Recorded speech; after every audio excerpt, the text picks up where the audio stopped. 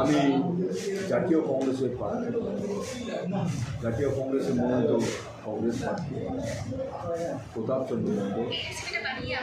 আমি দাঁড়িয়েছি বাড়িপুর পূর্ব 135 বাড়িপুর পূর্ব তফসিল কেন্দ্র থেকে। আপনি আজকে মনোনয়নপত্র জমা দিলেন কংগ্রেসের হয়ে, কি বলবেন? বলবো এলাকার উন্নয়ন, এলাকায় যে উন্নয়ন করার দরকার ছিল বিগত সরকার যারা এমএলএ ছিলেন তারা কাজ করবে না করবে সে তারা বলতে পারবে। তবে আমি কংগ্রেস থেকে দাঁড়িয়েছি, আমি সাধারণ মানুষের কাছে আমার একটাই বক্তব্য থাকবে, এলাকার উন্নয়ন, বেকার সমস্যা এবং আরও কিছু কিছু জায়গা আছে সেখানে, যেমন বাজি কারখানা আপনারা নিশ্চয়ই শুনছেন যে প্রতি বছর সেখানে একটা অ্যাক্সিডেন্ট হচ্ছে এবং মরছে মানুষ।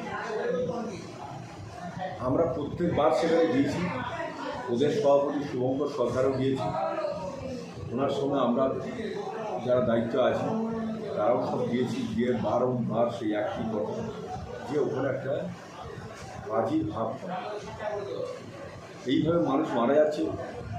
তো সবই তো বোঝেন না, পঞ্চায়েত তৃণমূল, জেলা পরিষদ তৃণমূল, এমএলএ তৃণমূল, সবই তারা এখন আমাদের কথা শুনবে কেন? তারা খেয়াল খুশি করে করছে, উইদাউট লাইসেন্সে সব বাজি বিক্রি করছে আর এইসব অ্যাক্সিডেন্টগুলো। তো এখানে আমরা চেষ্টা করব, যদি আমরা জনপ্রতিনিধি কংগ্রেস থেকে হতে পারি, আমরা চেষ্টা করব তার প্রভাব এবং গ্রামীণ যেসব প্রকল্প আছে সেসবগুলো আমরা ত্বরান্বিত করার চেষ্টা করব।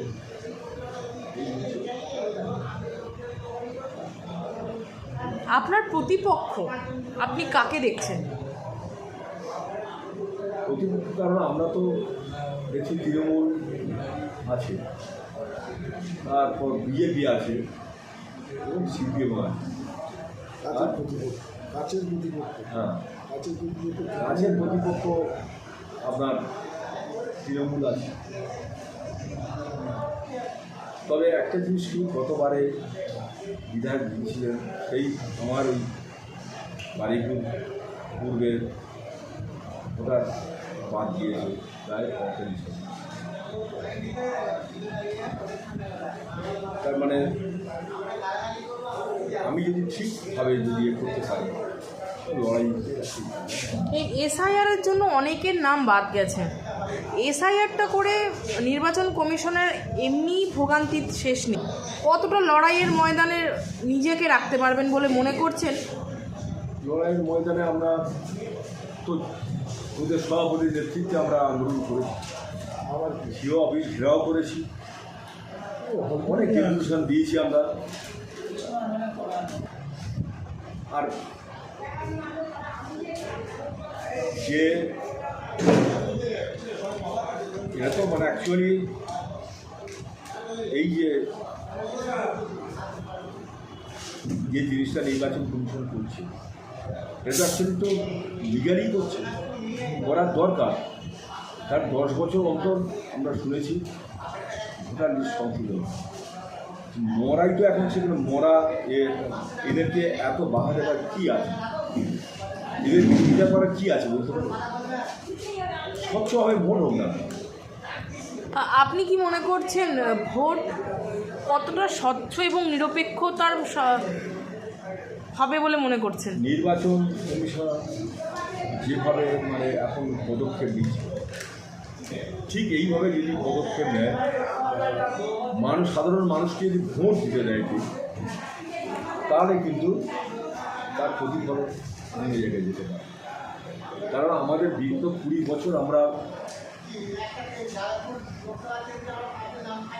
বিধানে আমাদের নেতৃত্ব কিছু কিছু আছে, তারা সেই জায়গাটা আমাদের না, বিগত 20 বছর পর এবার কংগ্রেস নিজের সিংহভাগ প্রার্থী দিয়েছে এবং একলা চলো নীতিতে দিয়েছে।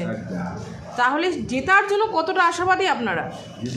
জেতার মধ্যে মানুষ এবারে দেখুন, আমরা সেভাবে যখন নামতে পারেন, নামলে বুঝতে পারবো নেমেছি, তবে নেমে যে সিমটমগুলো দেখতে পাচ্ছি তাতে মানুষ এবার পরিবর্তনের একটা চেষ্টা করছে, তারা পরিবর্তন করবে যদি সুস্থভাবে তারা ভোট দিতে পারে, তাদের গণতান্ত্রিক অধিকার যদি প্রয়োগ করতে পারে তাহলে চিন্তা করে এগুলি।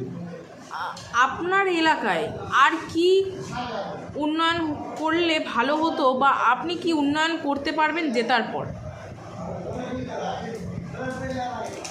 যেটা তো প্রত্যেকেই আশা করে, আমিও সেরকম আশা করছি যে যাতে আমি পারব। তবে হ্যাঁ, যেই ঋতু মার্জিন এত খুব কম মার্জিনে রেজাল্ট করে, এটার সমস্যা।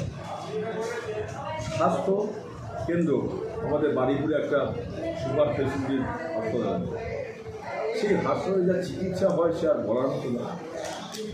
তো এটা স্বাস্থ্য ব্যবস্থাকে উন্নত করার ইচ্ছা আছে, কৃষি ব্যবস্থা একটু উন্নত করার চেষ্টা।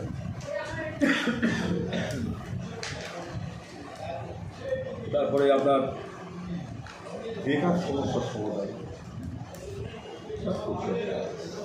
বেকার সমস্যার সমাধান যদি না করতে তাহলে কৃষি। আমরা দেখেছি তো বিধান রায় আমাদের যখন মুখ্যমন্ত্রী আমাদের ফুটতলা, আমাদের পিয়ালি টাউন, যেটা এখানে আপনার কত কারখানা ছিল, এত ইন্ডাস্ট্রিয়াল হাব করেছিল, আপনার উত্তরভাগে পাম্পিং স্টেশন করেছিল, সেসব তো এখন মানে মৃত। তো আজকে এটাই বলার আমাদের যে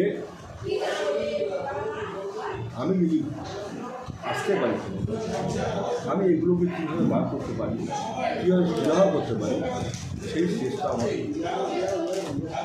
একদম সর্বোচ্চ